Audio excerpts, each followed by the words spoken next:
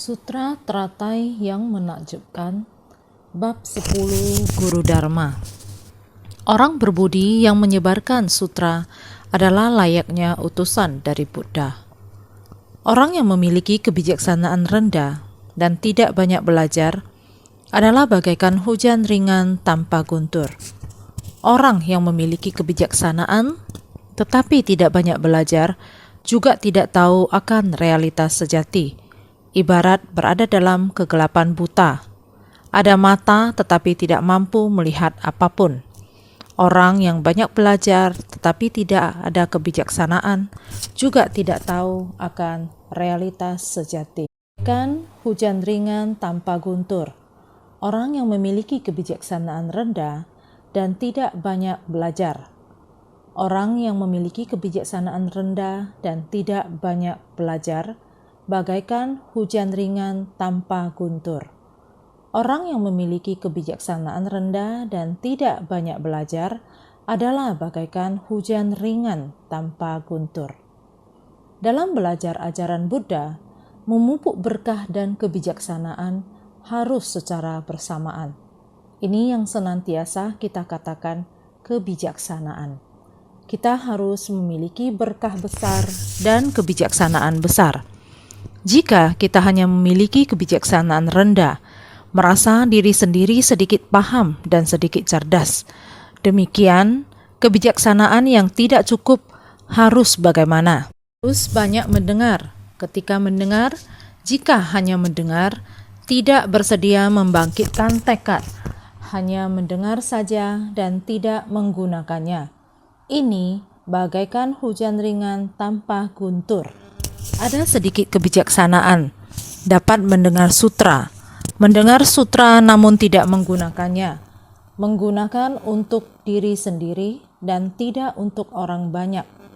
Meskipun banyak mendengar, namun tidak dapat mengembangkan kebijaksanaan besar, maka itu masih tetap bertahan kepada orang yang memiliki kebijaksanaan rendah dan tidak banyak belajar.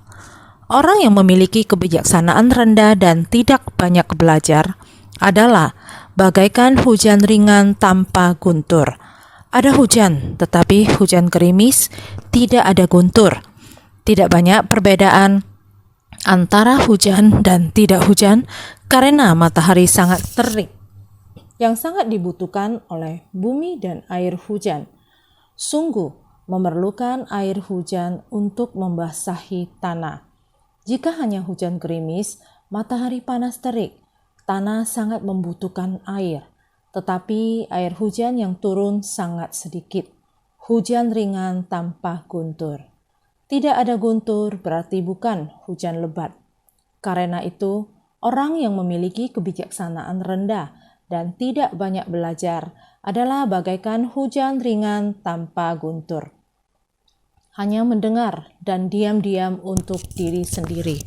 Tidak bersedia untuk berbagi dharma ini kepada semua orang. Ini adalah hujan ringan tanpa guntur. Jika orang yang memiliki kebijaksanaan tetapi tidak banyak belajar juga tidak tahu akan realitas sejati. Kita selalu beranggapan kebijaksanaan kita sangatlah mencukupi, kemudian tidak bersedia untuk mendengarkan dharma. Memang Anda memiliki kebijaksanaan, akan tetapi tidak bersedia mendengarkan dharma. Seperti demikian, juga tidak tahu akan realitas sejati. Meskipun kamu berkata, "Dharma, saya telah memahaminya. Tidak perlu lagi mendengar banyak. Saya sendiri telah dapat memahaminya. Mengapa harus mendengar orang lain membabarkannya?" Dengan melihatnya sendiri, akan mengetahuinya. Tidak perlu lagi mendengar orang lain membabarkannya kembali. Seperti demikian, Sutra Agung dan Dharma Agung, atribut sejati, ajaran kendaraan tunggal. Dia pun tidak bersedia mempelajarinya, mendengar perkataan orang lain. Jika demikian, tidak tahu akan realitas sejati. Realitas sejati dari Dharma Agung, dia tidak bersedia bersungguh hati untuk keluar mencarinya, hanya merasa diri sendiri telah memahaminya. tidak bersedia keluar mencari ajaran tersebut. Maka, di antara langit dan bumi, benda-benda angkasa sangat besar. Luasnya Dharma Sang Buddha, dia seperti masih berada di dasar sumur, tidak mengetahui Dharma Agung. Sutra teratai adalah Dharma Agung, membentengi langit dan menutupi bumi, menutupi esensi dari kebenaran sejati langit, bumi, dan para makhluk. Kita masih tidak mau mendengarnya, tidak mau memahaminya, hanya beranggapan diri sendiri telah memiliki kebijaksanaan. Tidak perlu banyak mendengar. Dengan demikian, tidak akan memahami realitas sejati dari prinsip kebenaran, sehingga ibarat berada dalam kegelapan buta. Ada mata tetapi tidak mampu melihat apapun. Malam yang gelap, segala penjuru gelap gulita. Meskipun kita memiliki mata, juga tidak dapat melihat kondisi lingkungan sekitar. Seperti kita memasuki rumah, tidak menyalakan lampu. Meskipun penglihatanmu sangat baik, kamu juga tidak akan melihat isi dari ruangan tersebut. Prinsip kebenaran yang sama memiliki kebijaksanaan, akan tetapi tidak dinyalakan, tidak dapat mengembangkan fungsinya, sehingga akan seperti di dalam kegelapan, tidak dapat melihat benda yang sebenarnya. Maka, orang yang banyak belajar tetapi tiada kebijaksanaan. Mereka yang memiliki kebijaksanaan dangkal dan banyak belajar tidak mampu memahami realitas sejati. Mereka yang memiliki kebijaksanaan yang tidak mau belajar lebih banyak juga tidak akan memahaminya. Realitas sejati ditemukan dalam prinsip-prinsip sejati. Bagaimana kita bisa memahaminya secara menyeluruh? Prinsip kebenaran dari seluruh alam semesta. Prinsip kebenaran masuk ke dalam batin kita dan menjadi bagian dari kehidupan kita sehari-hari. Ketika kita berhadapan dengan orang, masalah, dan benda, kita tidak akan terpengaruh oleh kondisi. Itu baru benar-benar memasukkan Dharma ke dalam hati. Dalam berurusan dengan orang, masalah, dan benda, kita tidak akan bertindak salah atau membiarkan situasi yang tidak baik yang mempengaruhi kita. Tentu saja, ini membutuhkan hati yang paling tulus, seperti yang kita bicarakan kemarin pagi dengan kelompok relawan Bodhisattva di Afrika. Meskipun mereka jauh dari Taiwan dan tidak mudah bagi mereka untuk mendengarkan Dharma, namun mereka sangat bersungguh-sungguh. Mereka hanya mendengar sebagian kecil dari Dharma, karena mereka tidak dapat mendengar banyak, namun mereka sangat bersungguh hati. Prinsip-prinsip sejati telah memasuki pikiran mereka, memungkinkan mereka untuk membuka pikiran mereka terhadap prinsip kebenaran akan seluruh alam semesta. Dengan ketulusan, mereka terbuka akan prinsip kebenaran. Melihat mereka yang demi upacara pemandian Buddha Rupang di tempat yang demikian susah dan serba kekurangan. Langit adalah atap mereka, tanah adalah lantai mereka. Mereka bertahan di bawah langit yang terbuka dan terik matahari. Tanah di sana berpasir dan ada debu di mana-mana. Disinilah mereka mengadakan gladi bersih. Mereka di Durban, mulai bersiap-siap untuk pergi ke pedesaan. Bukan hanya pemandian Buddha dalam skala besar yang difokuskan. Mereka juga berharap dimanapun mereka berada, prinsip kebenaran dari Dharma Buddha bisa diketahui orang-orang. Jadi mereka meminjam kesempatan pemandian Rupang Buddha untuk masuk ke dalam pedesaan. Jarak itu, jika digabungkan adalah 830 km lebih. Jika memikirkan batin mereka yang benar-benar tulus, meskipun diri sendiri telah tahu bahwa Buddha Sakyamuni adalah Sang Mahasadar di seluruh alam semesta. Hari kelahirannya adalah waktu itu, meminjam kesempatan dari kelahiran Sang Buddha untuk mengatakan kepada semua orang mengatakan bahwa di dunia ada orang suci yang maha sadar seperti ini muncul di dunia, maha cinta kasih terhadap dunia. Demi persamaan derajat orang miskin, kaya, bangsawan, dan hina. Jadi seperti ini membina diri, menceritakan kisah ini. Kemunculan duniawi yang sesungguhnya adalah di Nepal. Ada tempat, ada lokasi, dan ada waktu. Mereka dapat menggunakan ada waktu, ada ruang, ada dunia. Demikian, meskipun proses waktunya sudah 2000 tahun lebih, sekarang masih dapat menceritakannya bahwa ada orang seperti ini yang adalah demi orang miskin dan menderita. Miskin, kaya, bangsawan, dan hina semuanya adalah sama derajatnya. Demi hal demikian, meninggalkan istana untuk membina diri, menerima banyak penderitaan, kemudian mencapai pencerahan. Kisah ini juga mau disebarkan kepada orang di pedesaan agar juga dapat memahaminya. Di Swaziland, mereka ingin pergi menyebarkan Dharma, harus dengan hati yang penuh tulus, dengan perilaku yang sangat sopan, demikian sangat sopan. Mereka perlu gladi resik lagi, karena ingin mengungkapkan penghormatan mereka. Meskipun mereka membawa pulang sebuah patung Buddha yang demikian kecil, mereka khawatir. Mereka khawatir bagaimana jika hilang, sehingga sangat menghargainya. Mereka menyimpannya di sebuah perusahaan Nanway, disimpan di sana, mengerahkan setiap orang untuk mengikuti gladi resik. Di ruang yang terbuka, pergi meminjam sebuah kursi dan meletakkannya di sana. Mengambil sebuah botol plastik, demikian diletakkan di atas kursi. Demikianlah semua orang berlatih menghadap ke botol plastik itu, ingin menganggap sebagai Buddha, menganggapnya bahwa Buddha ada di tempat ini. Mereka menganggapnya bahwa Buddha ada di tempat ini. Mereka harus bagaimana mengungkapkannya. Penghormatan dengan perilaku mereka.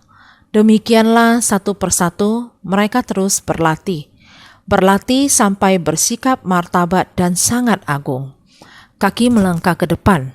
Apakah orangnya berdiri dengan tegak?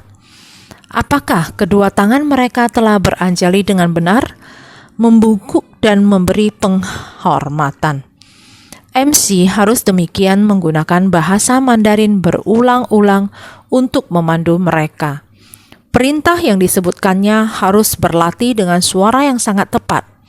Orang yang sedang melatih gerakan juga harus berlatih dengan benar. Kelihatannya sih sangat tulus.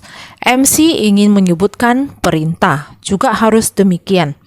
Demikianlah berulang-ulang dengan intonasi yang demikian tepat. Seharian di sana, tidak takut di bawah terik matahari. Demikian hormat. Mereka duduk melingkar untuk belajar dan mengamati. Duduk di atas tanah. Tanah terasa sangat panas. Matahari bersinar terik. Dalam waktu yang begitu lama, mereka bisa duduk di sana dengan kedua tangan beranjali. Melihat orang lain di sana memberikan hormat pada botol plastik, menghormati Sang Buddha seolah-olah Sang Buddha berada di sana. Dharma masih tetap di tempat itu.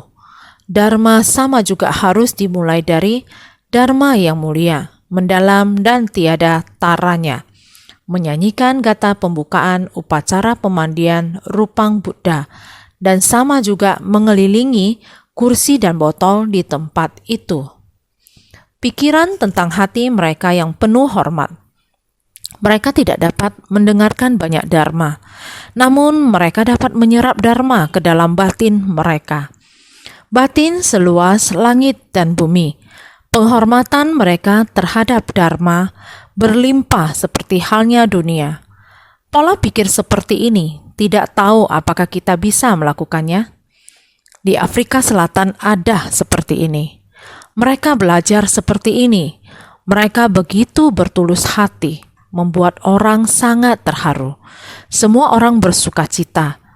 Meskipun matahari terik, Meskipun tanah tulus, namun tulus hati mereka penuh dengan sukacita dalam Dharma. Di Lesotho juga sama. Ada seorang bernama Mei Juan. Sekarang tahun 2016, dia saat ini mengemban operasional di Afrika. Dia sangat bertanggung jawab. Dia melatih 5 relawan Lesotho lokal. Dari Lesotho harus urus sampai Botswana. Di 2 tempat itu akan diadakan upacara pemandian Rupang Buddha. Ini tidaklah mudah. Sewaktu acara pemandian Rupang Buddha, jarak dari Lesotho ke Botswana harus memutari 1 lingkaran besar, dan perjalanan dengan mobil memakan waktu lebih dari 10 jam. Selama 10 jam perjalanan mereka pergi ke Botswana, mereka tidak menyia-nyiakan waktu dalam mobil. Orang yang akan menjadi pembawa acara, yaitu saudari Chili, terus melatih bahasa Mandarin sepanjang waktu di mobil. Pembawa acara atau MC harus memakai bahasa Mandarin untuk memimpin semua orang dengan hormat dan memandu setiap orang bagaimana cara melantunkan nama Buddha dan menyanyikan kata pembukaan Kai Jing Ji. Mereka terus-menerus berlatih seperti ini. Walaupun mereka sudah memiliki pengalaman di Lesotho, tetapi sekarang mereka menuju ke Botswana. Mereka harus latihan melafalkan lagi. Mereka tidak mengatakan, perjalanan sudah sangat jauh, marilah beristirahat sejenak, istirahat sebentar. Orang yang menyetir fokus ke menyetir, tetapi orang yang berlatih tetap fokus ke latihan. Orang yang melafalkan Dharma berlatih terus-menerus tiada henti. Bagaimana Buddha Sakyamuni datang ke dunia, mengajarkan bahwa Buddha Dharma setara untuk semua makhluk. Mereka bahkan mengatakan bahwa Buddha mengajarkan ke semua orang. Semua orang memiliki sifat hakiki kebudahan, memakai sesuatu yang berwujud untuk menjelaskan prinsip kebenaran yang tak berwujud. Mereka menjelaskannya dengan sangat jelas, menjelaskan semangat dan filosofi Ceci, juga menjelaskan dengan jelas. Sejak dari mereka bergabung hingga sekarang, inilah kekuatan cinta kasih. Memadukan masalah duniawi dan Buddha Dharma menjadi satu kesatuan. Mereka berlatih dengan tak henti-hentinya. Ini adalah mereka yang berada di Afrika. Sedangkan di distrik Holse, di tempat itu, mereka ingin menyelenggarakan juga pemandian Rupang Buddha. Di sana tidak ada listrik. Lalu bagaimana cara mereka menyelenggarakannya? Mereka bergantung kepada kemampuan natural mereka semua. Sama seperti sebelumnya, ada Lina Sehtoko, yaitu Chili sebagai MC, yang menggunakan bahasa Mandarin dari awal hingga akhir. Sedangkan untuk memberikan instruksi tata krama upacara tidak mungkin dilakukan tanpa mikrofon, sehingga dia perlu merancang agar suaranya dapat memberikan instruksi dalam upacara. Berlatih 1 sesi demi 1 sesi. Saat dilihat, sangatlah membuat semua orang tersentuh. Tanpa listrik, mereka pun masih dapat melakukannya di alam terbuka. Mereka memimpin sedemikian banyak orang dengan rapi, sehingga pemandian Rupang Buddha dapat diselenggarakan dengan sukses dan agung. Tanpa listrik, mereka meneriakkan instruksi. Suaranya dapat menggema di alam terbuka, sehingga semua orang dapat serempak dan rapi. Ini sangatlah tidak mudah. Masih ada sebuah tempat yang bernama Old Naledi. Di komunitas tersebut, di sana benar-benar tidak ada tempat, tidak ada meja, tidak punya apa-apa. Menggunakan bak truk sebagai meja untuk altar pemandian Rupang Buddha. Itu semuanya sangat sederhana, tetapi orang sangat banyak, penuh ketulusan. Semua orang sangat bersukacita. Tidak ada atap, tanahnya yang masih lahan asli. Tempatnya benar-benar sangat sederhana. Bunga dan rumput memperindah tempat pelatihan. Menggunakan bunga liar, rumput liar untuk memperindah tempat pelatihan. Hati mereka juga sangat tulus membabarkan Dharma seluruhnya ke tempat seperti ini, memperkenalkan Sang Buddha yang lahir lebih dari 2000 tahun yang lalu. Dharma Buddha diwariskan sampai sekarang. Tzu Chi Taiwan membabarkan Dharma Buddha dengan cinta kasih universal yang setara, menyebar sampai seluruh dunia. Mereka menceritakan seluruhnya seperti itu, agar warga setempat bisa timbul rasa menghormati di dalam hati, bersyukur dan penuh ketulusan menyebarkan Dharma, menegakkan Dharma Buddha. Mereka yang di tempat itu belum begitu mahir melafal, tidak bisa melafal Dharma Buddha seperti kita atau sutra kita. Mereka tidak mampu seperti kita melafalkan sutra, membaca sutra, menyalin sutra, dan menulis sutra. Ini semuanya tidak bisa mereka lakukan. Mereka hanya bisa menyerap Dharma ke dalam hati. Ini malah lebih berguna dibandingkan dengan menyalin sutra atau melafal sutra, ataupun membabarkan sutra. Mereka menyerap Dharma ke dalam batin. Dharma di dalam batin secara langsung masuk ke dalam batin.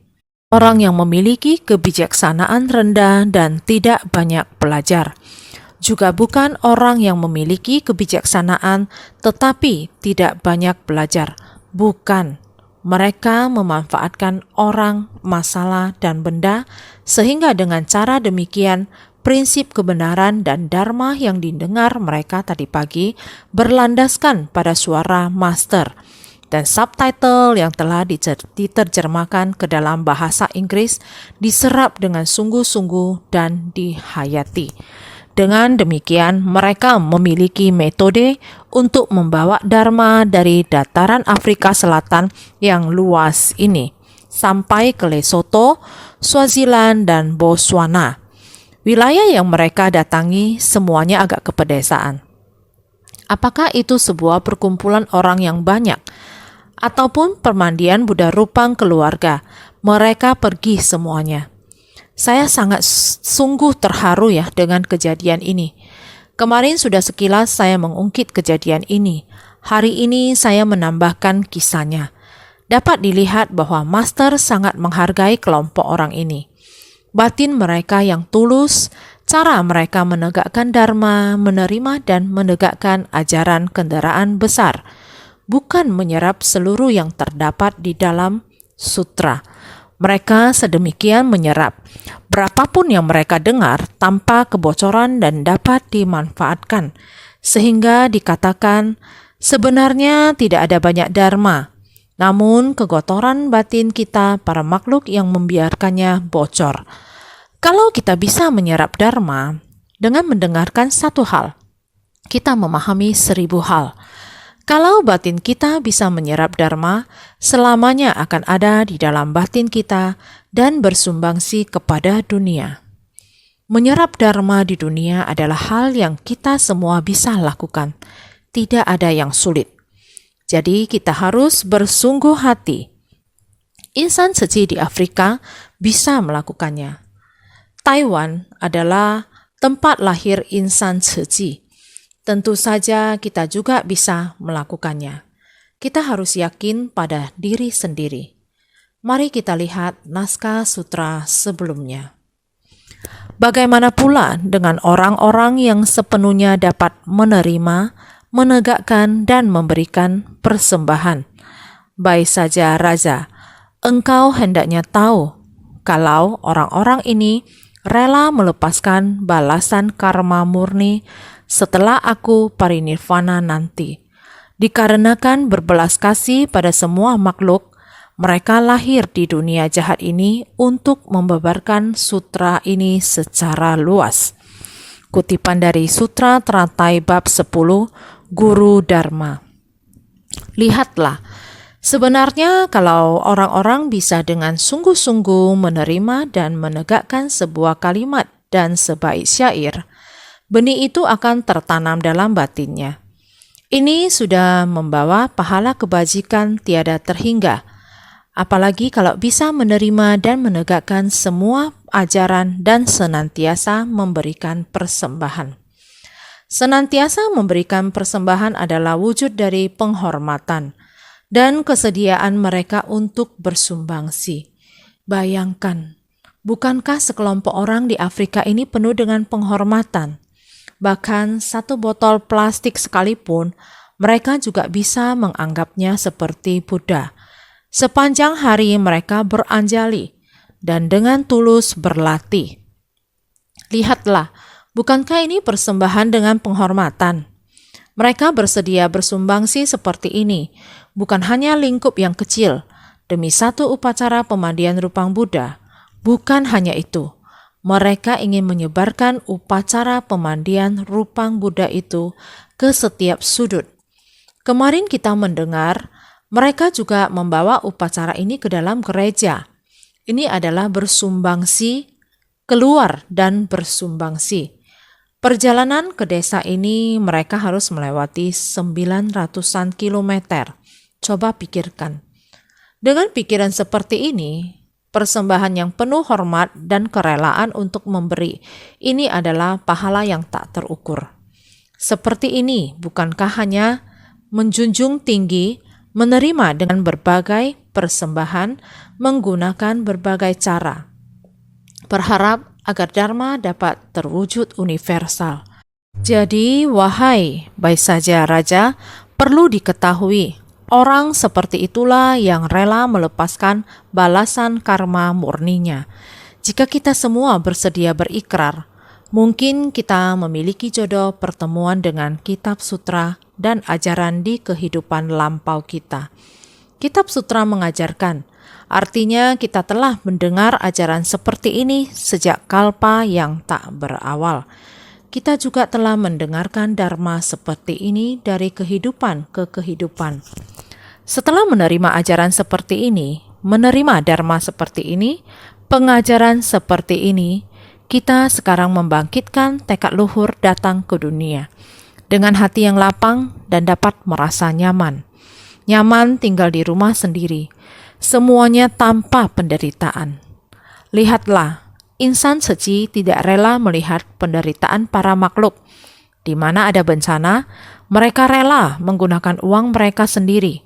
Datang dari udara menggunakan jalan jarak jauh, jalan darat atau berkendaraan. Coba lihat di tahun 2016, Ekuador mengalami gempa bumi. Insan suci bolak-balik 4 kali, total 30 hari. Sangat sulit untuk memberikan kontribusi seperti itu di tempat itu. Di bawah terik matahari setelah gempa bumi, ada reruntuhan di mana-mana. Mereka rela berusaha sekuat tenaga untuk memobilisasi orang. Mengapa mereka harus bekerja keras? Berjemur di bawah sinar matahari seperti ini, bahkan bertemu kondisi berbahaya. Jalan gunung saat itu sangat berbahaya. Ini adalah sebuah petualangan, sangat berbahaya. Jalan itu sangat curam, sampai-sampai mobil pun mundur ke belakang. Saat itu terjadi, orang-orang di belakang mereka keluar dari mobil. Saat mereka melihat mobil itu mulai mundur ke belakang dan berasap, mereka dengan cepat turun dan memadamkan asapnya. Dia memberitahu mereka, mobilnya sudah berasap. Ada juga mobil besar yang datang ke arah mereka.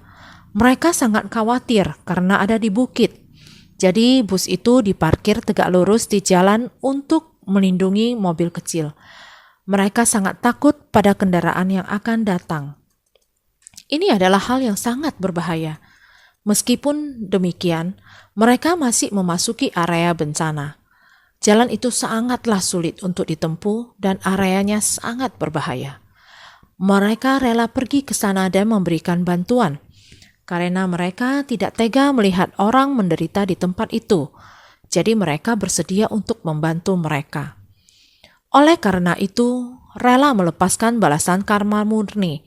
Mereka boleh sangat santai. Mereka boleh tidak perlu peduli sampai begitu jauh, karena negara yang berbeda. Orang-orang ini dengan kita sedikit pun tidak ada hubungannya. Mengapa harus begitu susah? Karena membangkitkan tekad luhur, Mereka bersedia seperti ini berulang kali pergi ke sana. Meskipun adalah bantuan bencana yang paling darurat, 30 hari lebih sudah kembali stabil, mulai membuat mereka dalam proses pemulihan. 1 bulan kemudian masih harus ke sana karena barang-barang dari Taiwan harus 40-50 hari baru bisa tiba. Jadi barang-barang mereka tiba. Kami insan suci dari Amerika. Insan suci dari Amerika Selatan akan berkumpul kembali, yaitu 1 bulan kemudian. Akan melakukan pembagian bantuan skala besar. Bukan hanya pembagian bantuan skala besar, masih harus melanjutkan untuk masa depan jangka menengah, memantapkan mereka. Bagaimana anak-anak bisa bersekolah, bagaimana agar mereka dapat melanjutkan hidup, bagaimana mengatasi kesulitan hidup jangka panjang. Ini adalah insan suci. Memanfaatkan waktu 1 bulan ini dengan bibit baru setempat. Harus terus tanpa henti menghubungi menggunakan teknologi. Mereka harus tanpa henti menghayati, memahami untuk mengumpulkan informasi dengan Taiwan. 3-4, tanpa henti harus terus menghayati, mempersiapkan 1 bulan kemudian harus kembali ke tempat itu untuk membantu Ekuador. Ini adalah tempat yang penuh berkah. Mereka bersedia masuk ke dalam tempat yang penuh kemiskinan dan bencana menolong mereka. Bukankah ini adalah bodhisattva dunia? Jadi orang-orang ini rela melepaskan balasan karma murni. Setelah aku parinirvana nanti, dikarenakan berbalas kasih pada semua makhluk, mereka lahir di dunia jahat ini. Ada ikrar seperti ini. Para hadirin, kita sekarang sudah mengerti, mempraktekkan jalan bodhisattva adalah persoalan dari kehidupan ke kehidupan. Walaupun setelah Buddha memasuki parinirvana, sebenarnya Buddha parinirvana, mereka tetap datang lagi ke dunia ini, dunia saha. Sebelum Buddha Maitreya terlahir ke dunia, pada saat ini adalah Sang Buddha sebagai guru pembimbing. Sang Buddha adalah ayah pengasih. Oleh karena itu, para Buddha dan Bodhisattva terus membimbing semua makhluk di dunia yang keruh ini, menjaga dharma ini agar tetap ada di dunia ini. Maka mereka juga harus membangun ikrar seperti ini. Kita di setiap kehidupan sama halnya. Saya tetap harus menjaga dharma ini di dunia. Kita harus membangkitkan tekad dan membangun ikrar lagi. Harus masuk kembali ke tengah dunia jahat ini. Di dunia manusia kelak akan semakin lama semakin dipenuhi dengan kekeruhan. Oleh karena itu, lebih membutuhkan dharma untuk mensucikan hati manusia. Terus mensucikan sampai pada semua orang di dunia ini dapat menerima dharma. Hanya dengan cara ini kita dapat mengubah kejahatan di dunia. Maka perlu untuk membabarkan sutra ini secara luas. Setelah Sang Buddha parinirvana, bukankah saat ini adalah waktunya? Bodhisattva di Afrika, Bodhisattva di Amerika Serikat dan Amerika Selatan, bukankah mereka bergerak seperti ini sekarang? Apakah ini termasuk bersumbangsi bagi para makhluk yang menderita?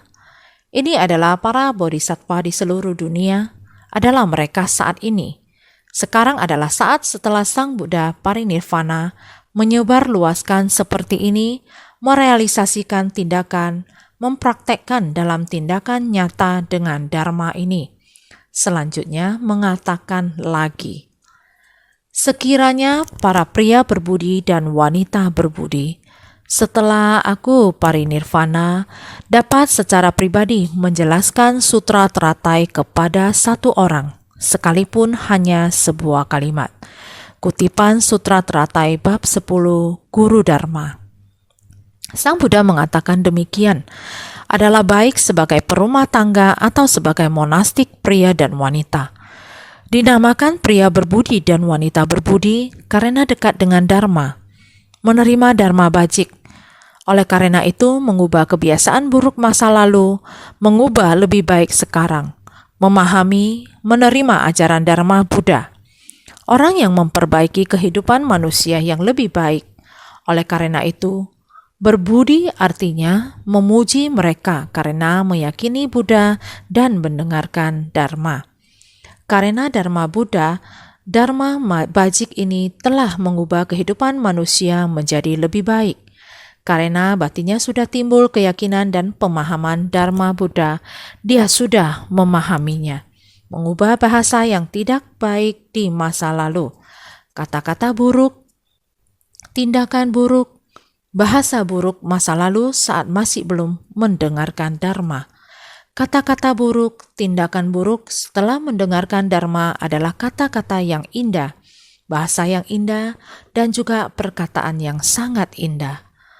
Buddha memanggil para perumah tangga pria dan wanita sebagai pria berbudi dan wanita berbudi.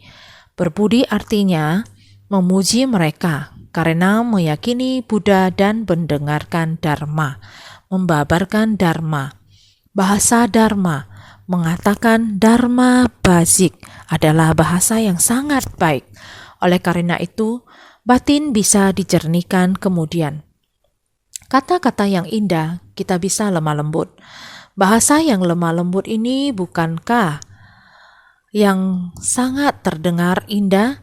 Tindakan kita juga sama berubah menjadi baik. Dulu saat melihat orang adalah jalan meminggir. Sekarang melihat orang, kita sudah bisa memberikan jalan ke orang. Ya, seperti demikian. Tindakan juga berubah menjadi baik. Mengapa bisa demikian berubah menjadi baik? Karena yakin akan Buddha Dharma, karena yakin pada Buddha. Setelah mendengarkan Dharma, bisa mengubah kehidupan manusianya. Oleh karena itu adalah mendengarkan Dharma Buddha, mengubah kehidupannya menjadi pria berbudi dan wanita berbudi. Sekiranya para pria berbudi dan wanita berbudi, orang yang membangkitkan tekad demikian untuk menjelaskan Dharma demikian adalah layaknya utusan dari Buddha. Para pria berbudi dan wanita berbudi yang menerima dan menegakkan sutra ini mempraktekkan dan menegakkan sesuai dengan yang disampaikan pada orang. Orang yang membangkitkan tekad demikian untuk menjelaskan Dharma demikian. Begitu mereka mengerti Dharma, mereka akan mulai membangkitkan tekad. Dengan keyakinan mereka membentuk aspirasi untuk mengajarkan Dharma ini. Mereka menerapkan ajaran Buddha dan kemudian menyebarkannya kepada orang lain. Jadi dengan membentuk aspirasi untuk mengajarkan Dharma ini adalah layaknya utusan dari Buddha. Kita menjadi seperti mereka yang diutus oleh Sang Buddha untuk berbicara prinsip kebenaran yang sama. Saya mewakili Sang Buddha untuk berbicara. Ini seperti yang Buddha terapkan pada pria berbudi dan wanita berbudi yang menerima dan menegakkan sutra ini, mempraktekkan dan menegakkan sesuai yang disampaikan pada orang. Ada murid perumah tangga yang juga menguasai Buddha Dharma. Mereka juga dapat mengajarkan Dharma kepada orang lain. Ini adalah pria dan wanita yang berbudi, karena mereka mampu membabarkan Dharma ini sehingga dikatakan, setelah aku parinirvana, dapat secara pribadi menjelaskan sutra teratai kepada satu orang sekalipun hanya sebuah kalimat. Setelah Buddha parinirvana, dapat secara pribadi menjelaskan makna dari sebuah kalimat kepada satu orang. Ini berarti bahwa setelah Sang Buddha memasuki parinirvana, siapapun yang telah mengingat sutra ini dapat secara pribadi menjelaskan kepada satu orang. Privately berarti secara pribadi. Itu adalah sesuatu yang saya katakan hanya kepada satu orang atau sejumlah kecil orang. Bahkan jika saya tidak mengerti banyak, saya masih bisa memberitahu mereka apa yang saya mengerti. Bahkan jika itu adalah satu kalimat atau satu bait, saya dapat memberitahu. Ini adalah secara pribadi menjelaskan kepada satu orang. Makna dari sebuah kalimat kepada satu orang, bahkan jika itu hanya arti dari satu baris, ketika kita memahami artinya, ketika kita benar-benar memahami artinya, kita akan merasakan gembira, dan menceritakan kepada orang lain. Jadi inilah yang dimaksudkan dengan secara pribadi menjelaskan sutra ini. Dengan mengambil baris atau ayat pendek dan menjelaskannya kepada orang atau sejumlah kecil orang, secara pribadi menjelaskan sutra ini adalah melaksanakan urusan tata gata sebagai utusan dari Buddha. Apalagi kalau dapat menjelaskan secara luas kepada orang banyak, pahala kebajikannya sangat banyak. Melaksanakan urusan tata gata hanya seperti ini. Sang Buddha sudah memuji kita, tetapi jangan sampai salah menyampaikan. Kebenaran sejati, kamu mengetahui seperti ini, maka katakanlah dharma seperti ini juga. Babarkan dharma ini untuk orang lain, bahkan hanya dikatakan untuk satu orang saja. Maka sudah disebut melaksanakan urusan tata gata. Maksudnya bukan berarti membatasi kamu hanya boleh membabarkan kepada satu orang saja.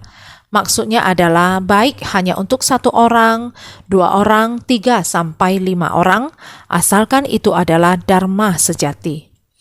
Biarpun hanya satu kalimat yang dikatakan untuk orang sedikit, maka sama saja, sama-sama telah melaksanakan urusan tata gata.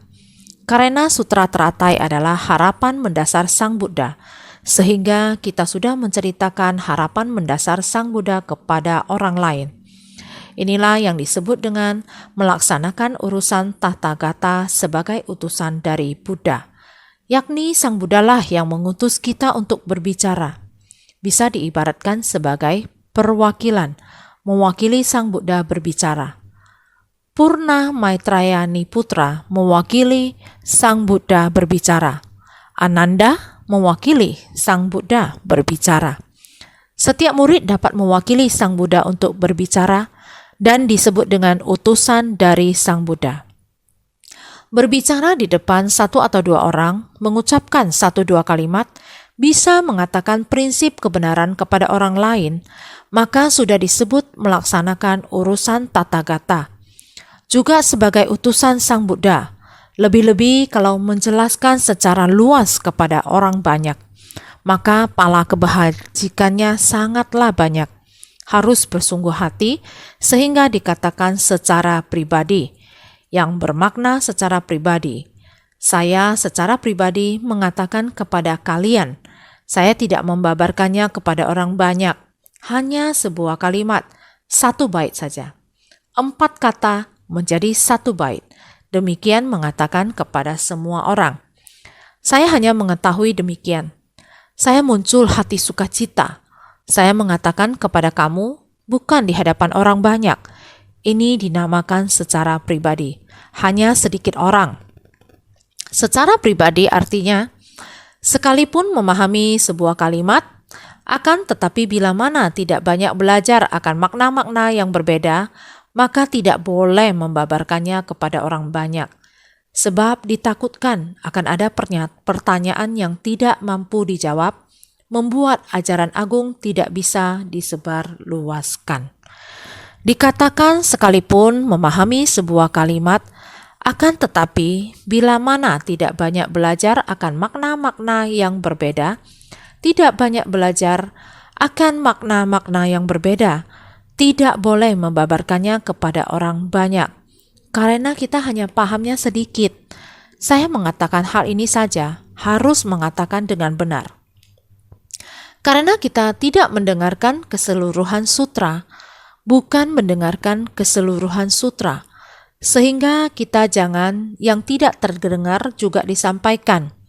Karena kita pada masa lampau mungkin saja yang dipelajari adalah kendaraan kecil ataupun ada menyimpang.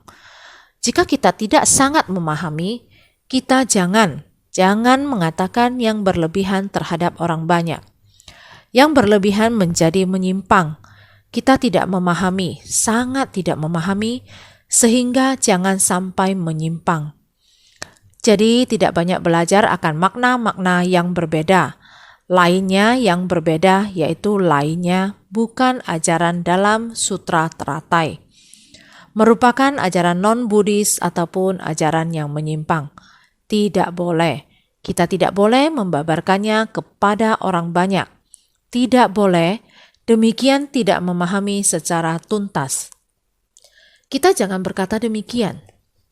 Ya, kamu mengatakan kamu sangat paham, benar dan tidak menyimpang.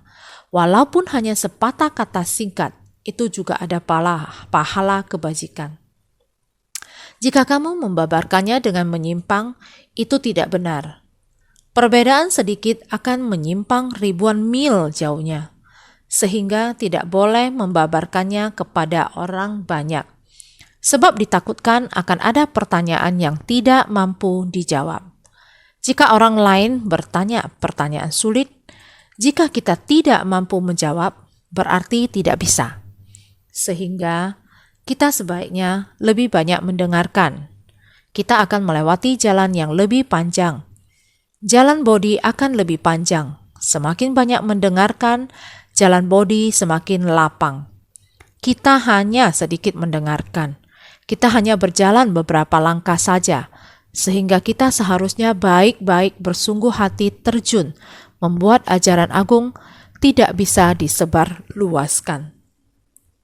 Jika kita hanya sedikit mendengarkan, tidak mampu menyebar luaskan. Ingin mendengarkan sepatah kata, muncul hati sukacita. Mengapa kita tidak mendengarkan lebih lama? Lebih banyak mendengarkan, membangkitkan tekad untuk berkata kepada semua orang. Demikian baru bisa menyebarluaskan ajaran secara lama di dunia. Inilah kita mempelajari ajaran Buddha dalam Sutra Teratai. Walaupun ada prinsip kebenaran yang tersebar luas, bersatu pada ajaran kendaraan besar Sutra Teratai, tetapi sedikit pun tidak boleh menyimpang. Sedikit pun tidak boleh menyimpang. Ada orang yang bisa memfitnah sutra kendaraan besar. Dulu pada bab metode terampil juga demikian mengatakan kepada kita. Sehingga Buddha tidak boleh demikian sembarangan mengatakan. Orang yang tidak memahami pergi membabarkan akan membuat semua ajaran Buddha semuanya menjadi salah. Karena demikian, bukan hanya tidak ada pahala kebajikan, tetapi mendatangkan kekuatan karma. Semuanya seharusnya masih ingat, sehingga kita harus bersungguh hati yang tulus, praktek dengan tindakan nyata, memberikan manfaat kepada para makhluk. Ini merupakan pahala kebajikan. Harus senantiasa lebih bersungguh hati. Toyong Sin, Kan En